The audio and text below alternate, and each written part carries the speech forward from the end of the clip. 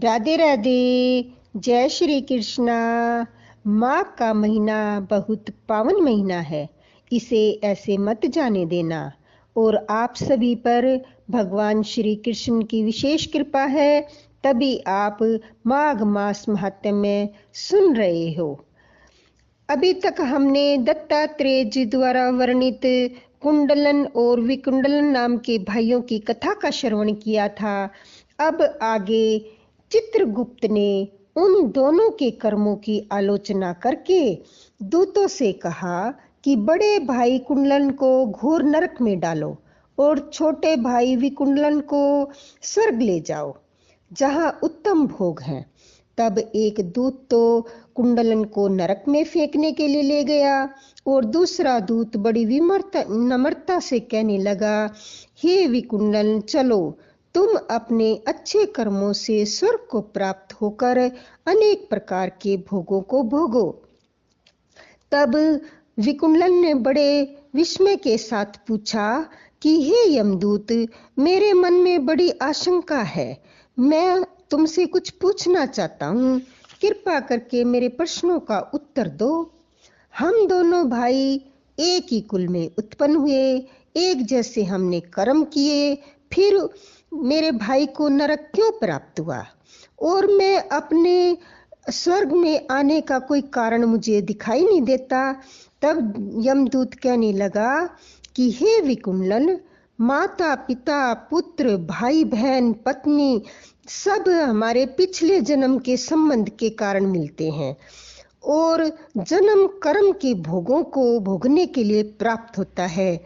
जिस प्रकार एक वृक्ष पर अनेक पक्षियों का आगमन होता है, उसी तरह इस संसार में पुत्र भाई माता पिता का संगम भी होता है। इसमें से जो जैसे कर्म करता है वह वैसा फल भोगता है। तुम्हारा भाई अपने पाप कर्मों से नरक को गया और तुम अपने पुण्य कर्म के कारण स्वर्ग में जा रहे हो।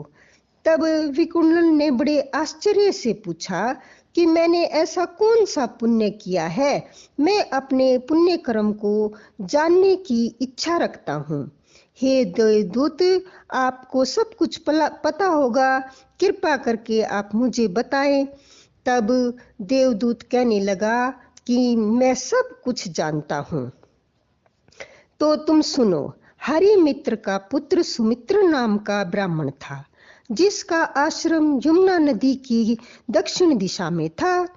उससे जंगल में तुम्हारी मित्रता हो गई और उसके साथ तुमने 2 बार माघ मास में श्री यमुना जी में स्नान किया था।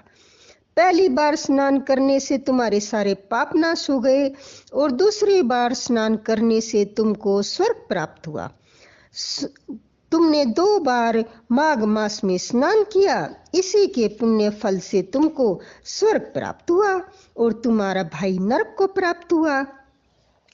दत्तात्रेय जी कहने लगे कि इस प्रकार वह भाई के दुखों से अति दुखित होकर नम्रता पूर्वक मीठे वचनों से दूत से कहने लगा कि हे दूतों, सज्जन पुरुषों के साथ 7 पग चलने से मित्रता हो जाती है और यह कल्याणकारी होती है। मित्र प्रेम की चिंता न करते हुए तुम मुझको इतना बताने की कृपा करो कि कौन से कर्म से मुझे मनुष्य को यमलोक को प्राप्त नहीं होता। यमदूत कहने लगे कि तुमने बड़े सुंदर प्रश्न पूछा है, यद्यपि मैं पराधीन हूँ, फिर भी तुम्हारे स्नेहवश अपनी बुद्धि के अनुसार बताता हूँ। जो प्राणी मन वचन कर्म से दूसरों को दुख नहीं देते वे यमलोक को नहीं जाते, और जो हिंसा करते हैं वे कभी भी उत्तम गति को नहीं पाते। अहिंसा सबसे बड़ा धर्म है। जो मनुष्य जल या पृथ्वी पर रहने वाले जीवों को अपने भोजन के लिए मारते हैं वे काल सूत्र नामक नरक में पड़ते हैं और वहां पर अपना मांस खाते हैं और रक्तपान करते हैं, उनको कीड़े काटते हैं। इस कारण इस लोक तथा परलोक में सुख की इच्छा करने वाले को मन वचन कर्म से दूसरे को कभी दुख नहीं देना चाहिए। जो हिंसा नहीं करते उनको किसी प्रकार का भय नहीं होता। जिस तरह सीधी या टेढ़ी दोनों प्रकार से बहने वाली नदियां समुद्र में मिल जाती हैं, वैसे ही सब धर्म अहिंसा में प्रवेश कर जाते हैं। ब्रह्मचारी, वानप्रस्थी यति सभी अपने अपने धर्म का पालन करने और जितेंद्रिय रहने से ब्रह्मलोक को प्राप्त करते हैं। जो जलाशय आदि बनवाते हैं उनको वे कभी यमपुरी में नहीं जाते। जो इंद्रियों के वशीभूत नहीं हैं, वेदवादी हैं और नित्य ही हवन यज्ञ का पूजन करते हैं, वे स्वर्ग को जाते हैं। युद्ध भूमि में जो सूरवीर मर जाते हैं वे सूर्य लोक को प्राप्त होते हैं। जो ब्राह्मण की रक्षा के लिए प्राण देते हैं वे कभी स्वर्ग से नहीं लौटते। जो मनुष्य बाल वृद्ध अनाथ गरीबों का पालन करते हैं वे भी स्वर्ग में जाते हैं। जो मनुष्य गायों के लिए पानी का आश्रय करते हैं तथा कुएं, तालाब, बाग बगीचे आदि का निर्माण करवाते हैं, जैसे जैसे वे जीव इस में से पानी पीते हैं वैसे वैसे उनका धर्म बढ़ता है और वे स्वर्गलोक में जाते हैं। जल से ही मनुष्य के प्राण हैं, इसलिए जो प्याऊ आदि लगवाते हैं वे अक्षय स्वर्ग को प्राप्त करते हैं। और जो छायादार वृक्ष लगवाते हैं, फल वाले वृक्ष लगवाते हैं, वे कभी भी नरक में नहीं जाते। तुलसी का वृक्ष लगाने वाला सब पापों से छूट जाता है। जिस घर में तुलसी वन है वह घर तीर्थ समान है और उस घर में कभी यमदूत नहीं जाते। तुलसी की सुगंध से पितरों का चित्त आनंदित हो जाता है और वे विमान में बैठकर विष्णु लोक को जाते हैं।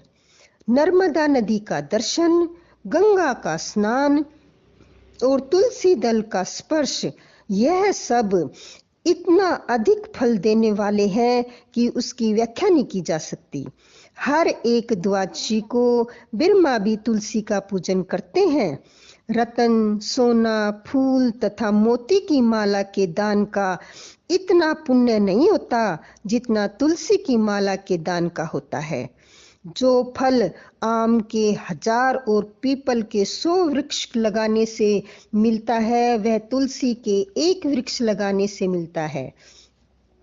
पुष्कर आदि तीर्थ, गंगा आदि नदी, वासुदेव आदि देवता सभी तुलसी में वास करते हैं। जो मनुष्य एक बार रेवा नदी से उत्पन्न शिव मूर्ति की पूजा करता है और सदैव ओम नमः शिवाय मंत्र का जाप करता है, वह कभी यमलोक की कथा भी नहीं सुनता।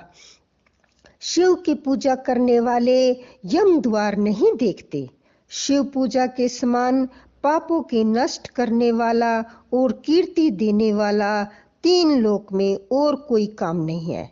जो शिवालय स्थापित करते हैं वे शिव लोक में जाते हैं। ब्रह्मा, विष्णु तथा शिव का मंदिर बनवाकर मनुष्य वैकुंठवासी होता है। जो भगवान की पूजा के लिए फूलों का बाग लगाते हैं वे धन्य हैं। जो माता, पिता, देवता और अतिथियों का सदैव पूजन करते हैं वे ब्रह्म लोक को प्राप्त होते हैं। राधे राधे, जय श्री कृष्णा। इससे आगे का अध्याय अगली वीडियो में सुनेंगे।